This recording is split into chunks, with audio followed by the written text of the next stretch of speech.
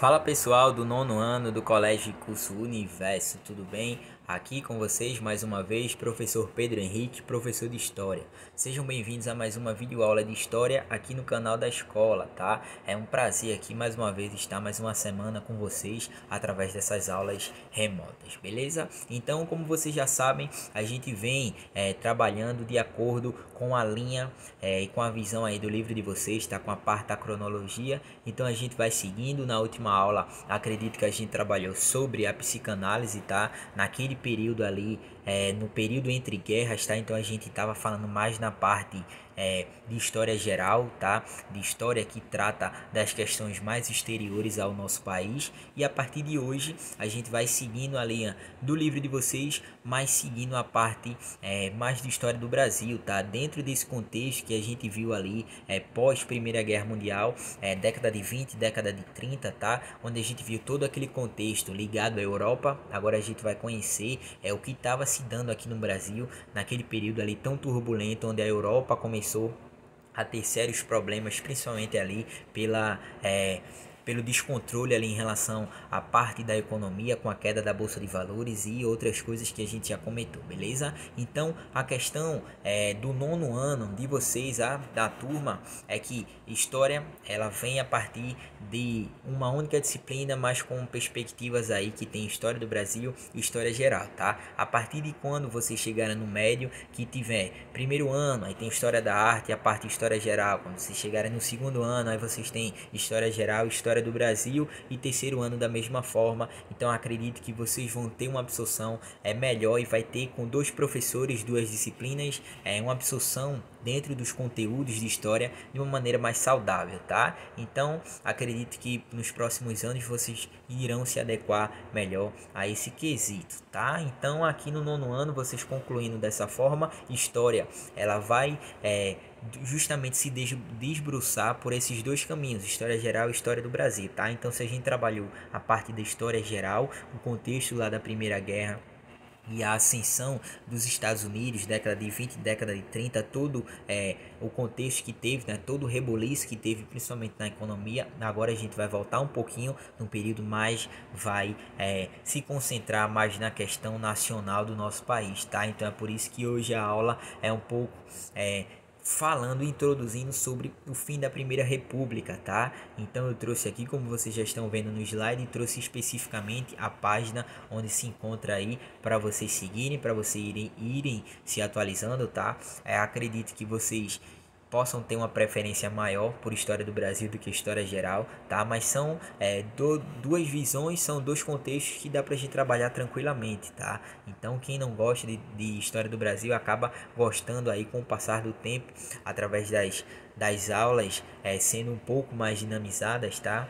Então é claro que não tem condições de a gente fazer isso agora, mas eu vou trazer o conteúdo e abrir o conteúdo, os temas de uma maneira mais clara, para com que vocês absorvam e passem a tratar com mais afeto esses conteúdos de história do Brasil, beleza? Então sem mais delongas, vamos iniciar hoje o fim da Primeira República. É bastante coisa pra gente conversar, tá? Aconteceu muita coisa aqui no Brasil, principalmente voltado aí para a parte política, tá? Aí tem várias revoltas, tem também vários atentados quanto a própria República, tá? E a gente vai conhecer um pouco, lembrando que não tem condições de a gente trabalhar todo um assunto em apenas uma videoaula, tá? Então eu estou paulatinamente trabalhando um assunto com vocês da forma que eu vejo ser mais viável, ser mais saudável, para que vocês aprendam e absorvam.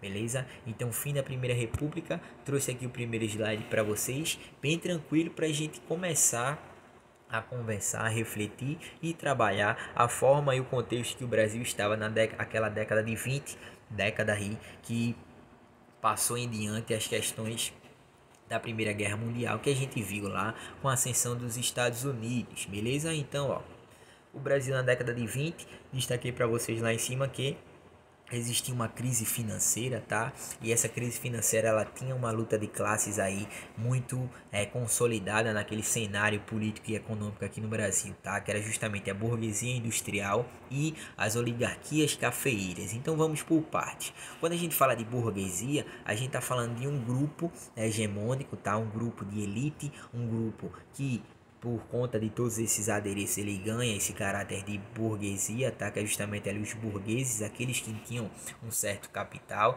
e esses burgueses, eles estavam aí desde o século XIX, tá? Ali no finalzinho do século XIX, já fazendo um motor e tendo todos os passos aí para começar a ter um desenvolvimento de indústrias aqui no nosso país, tá? Então lembra que, claro que a ascensão, o surto maior vai ser pós Primeira Guerra Mundial de indústrias aqui no Brasil, posteriormente depois do período da Era Vargas, que a gente vai conhecer, mas no século XIX tinha assim, tá? Algumas indústrias que começaram a crescer, a se desenvolver, principalmente por conta do financiamento, tá? Que saiu daquele financiamento que era destinado ali à captação dos escravos negros, tá? Que vocês lembram, 88 tem aí a lei que aboliu a escravidão, tá? Então a partir disso, algumas condições na parte do capital foram colocadas aí para a parte das indústrias, tá? Só que em paralelo às indústrias crescendo, as oligarquias cafeeiras, tá? Elas também estavam crescendo, e nesse período século XIX, metade do século XIX para a ascensão ali do século XX, o Brasil era marcado aí justamente por a sua economia ser muito próspera em relação à parte do café, tá? Então isso a gente pode retomar, falar um pouco sobre o Brasil. Então a gente vai ver que naquele período ali, onde a gente chama de Brasil pré-colonial, a primeiro produto ali foi justamente o pau-brasil.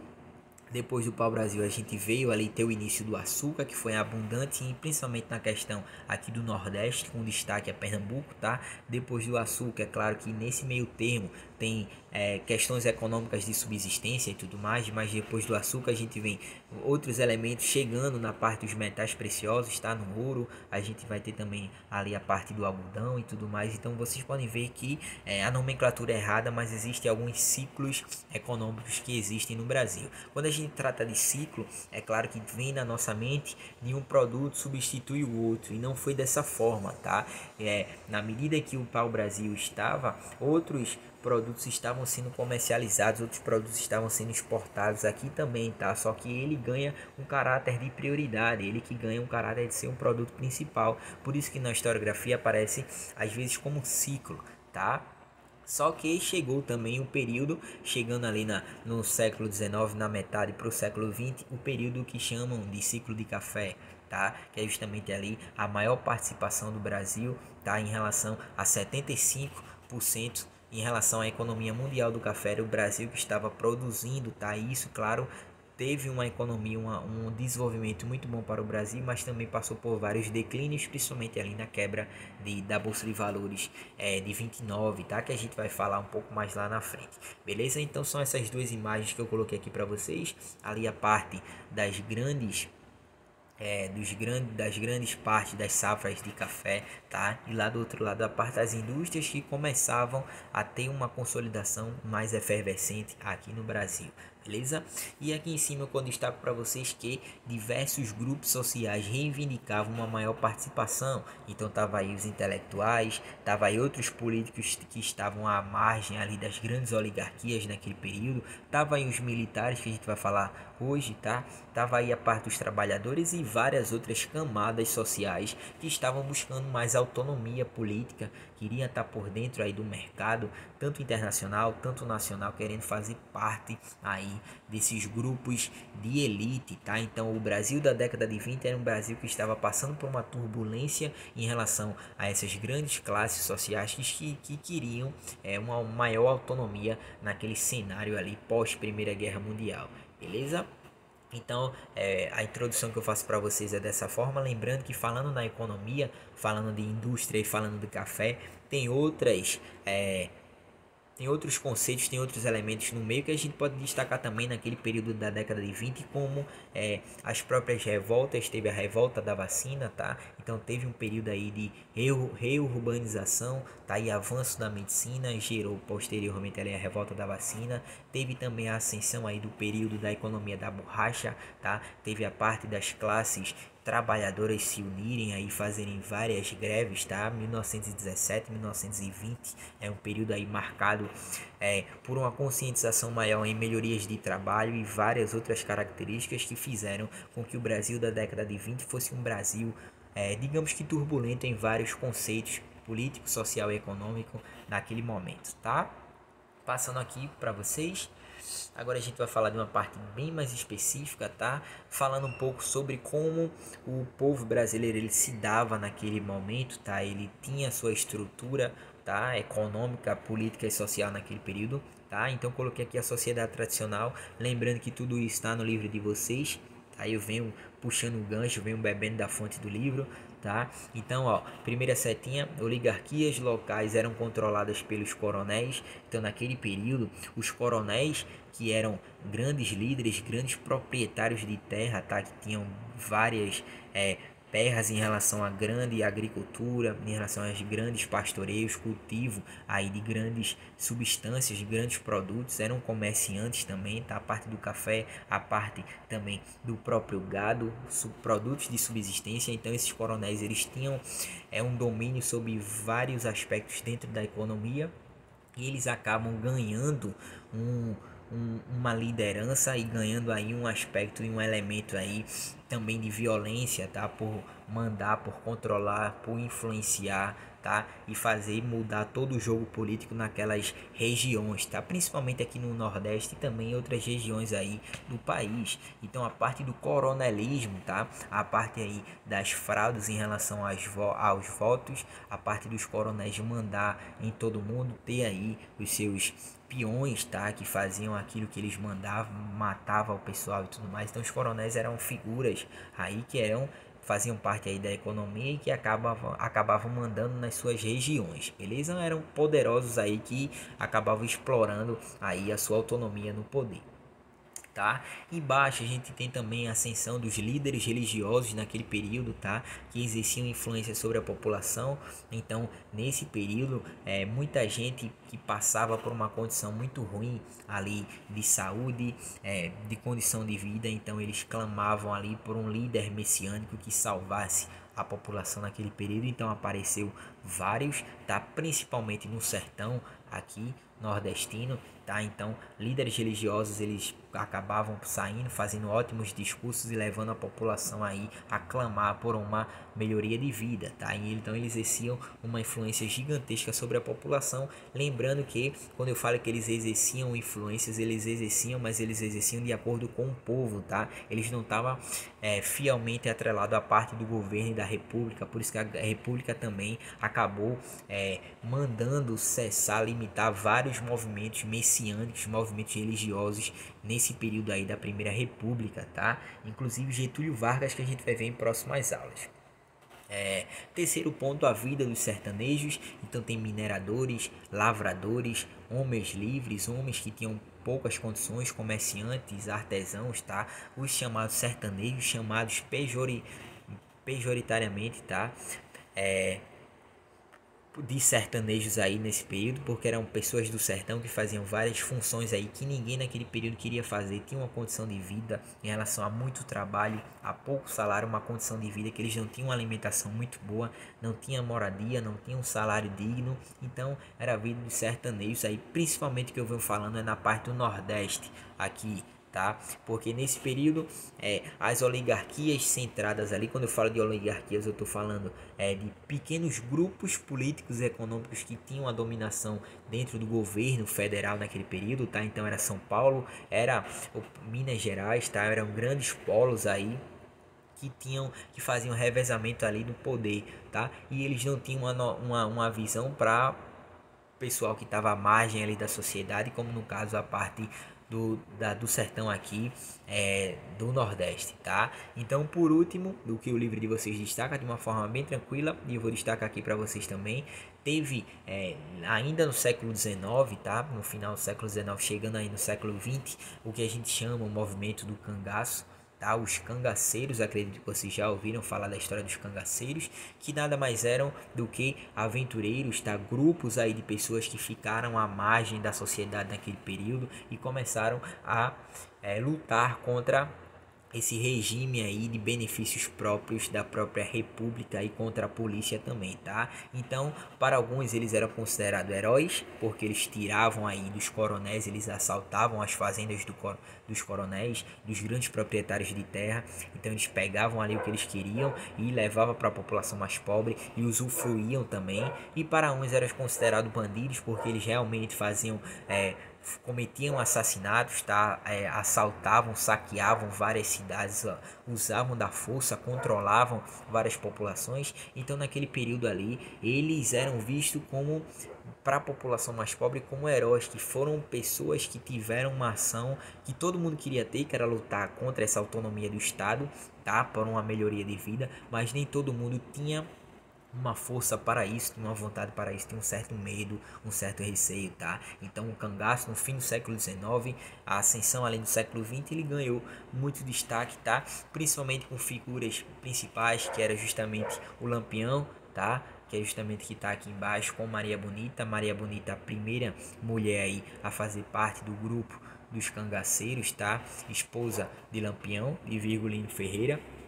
E eles eram líderes aí, tá? Eles tinham vários agrupamentos e esses agrupamentos, eles eram caras que tinham habilidades gigantescas em passar aí por várias questões geográficas aqui no sertão. Então as roupas deles eram de couro, tá? Justamente para passar pela caatinga, passar por várias plantas ali quebradiças que podiam cortar, tá? Então eles tinham uma habilidade com o terreno muito fácil, eles conheciam toda a geografia, então eles tanto podiam sair muito rápido, fugir ali da polícia, tá? Se despistar e esconder, porque eles ficaram que tinha uma habilidade muito grande na parte geográfica, tá? Então eles passaram por vários estados, Bahia, Rio Grande do Norte, inclusive Pernambuco, tá? Onde Virgulino Ferreira era, no caso era daqui, tá? A gente lembra ali Serra Talhada, a gente lembra de várias partes ali do Agreste e do Sertão, tá? De Pernambuco e outros estados aqui no Nordeste, onde fizeram parte aí desse panorama do cangaço, tá? É claro que poderia ter uma aula específica sobre o cangaço, mas para vocês, já que o livro de vocês acabou limitando, eu vou fazer só essa introdução, mas se vocês quiserem pode deixar aí que eu trago uma aula aí sensacional para vocês só sobre o cangaço. Beleza? Então, o fim deles foi quando Lampião ele foi morto por forças policiais, tá? Então tem uma controvérsia muito grande se foi gente do próprio bando de Lampião que o entregou, tá? Então tem várias controvérsias em relação à própria historiografia para como foi feita essa morte. Só sei que só é mostrado que realmente a polícia matou numa emboscada Lampião, Maria Bonita e vários outros adeptos aí do grande bando de Lampião, e eles tiveram as cabeças degoladas, tá? E colocados aí em praças públicas, passando por várias cidades aí específicas dentro do sertão nordestino para servir de exemplo, tá? Então se vocês forem procurar a imagem lá no Google, tá lá, tá? Elas empilhadas, tá? Em um certo degrau e mostrando principalmente lá embaixo a cabeça de Lampião, beleza? Então passando aqui adiante para vocês, então aqui o último slide que eu trago para vocês é justamente o tenentismo e a coluna Prestes, tá? Que são dois movimentos que aconteceram naquele período ali da Primeira República. O tenentismo, o primeiro deles, como eu coloquei lá em cima, foi um movimento político e militar realizado por jovens oficiais brasileiros durante o período da Primeira República. Esse corpo de oficiais era composto em geral por tenentes e capitães que estavam insatisfeitos com o sistema político brasileiro, sobretudo com as práticas do jogo político imposto pelas oligarquias, tá? As oligarquias, através dos coronéis, eles ficavam sempre alternando no poder, tal, que a gente vai chamar, e eu vou falar para vocês na próxima aula, da política do café com leite, a alternância do poder entre Minas Gerais e o próprio São Paulo, tá? Então uma vez governava um presidente de São Paulo e outra vez de Minas Gerais, eles ficavam aí se alternando no poder, tá? E tendo um comando, tendo domínio e tendo toda a parte do comércio e a parte da economia muito centralizada nessas oligarquias e outras camadas sociais como os tenentes, tá? Principalmente os mais jovens que iriam uma autonomia maior no poder. Então o tenentismo aí foi um movimento que saíram em ruas, tá? Com armas, lutaram aí contra essa ascensão das oligarquias. E por último, dentro desse movimento do tenentismo também foi destaque a chamada Coluna Prestes, tá? Foi um movimento político liderado por militares contrário ao governo da República Velha e as elites agrárias. Elites agrárias é os coronéis, é o pessoal que tinha donos de terra, que fazia parte da sua agricultura ali, a sua subsistência, e eles eram super ricos, tá? Este movimento ocorreu entre os anos de 1925 e 1927. Os integrantes da coluna Prestes percorreram cerca de 25 mil quilômetros pelo interior do território brasileiro. Então eles chamavam a população aí para fazer parte dessa caminhada, principalmente o seu líder específico, esse cara que eu coloquei aqui embaixo, Luiz Carlos Prestes, que a gente vai falar um pouco sobre em outros momentos mais lá na frente, mas era um cara que tomou frente, era um grande líder aí nesse período de luta contra essa hegemonia do próprio governo ali pelas oligarquias, tá? Então a coluna Prestes ela serviu aí de mostrar para a população que eles teriam ali, os tenentes, eles teriam ali apoio militar para tentar a tomada do poder e melhores condições de vida, melhores ascensões aí, desenvolvimentos para várias camadas, tá? Então aqui estão algumas imagens. A primeira no movimento tenentista, é claro que não tinham só essas pessoas, tá, pessoal? Aqui são imagens daquele período. Lá do outro lado mostra também a parte da coluna Prestes, e aqui embaixo Luiz Carlos Prestes, por isso o nome da coluna Prestes, beleza? Na próxima aula a gente continua falando um pouco mais sobre esse período aí da década de 20, chegando aí à década de 30, onde a gente vai falar um pouco sobre, um pouco não, bastante, que é um período muito grande, que é a Era Vargas, beleza? Espero que vocês tiveram uma compreensão boa do assunto. Qualquer coisa pode deixar aqui, que eu tô sempre de olho nos comentários, beleza? Valeu, nono ano, e até a próxima aula. Abraço!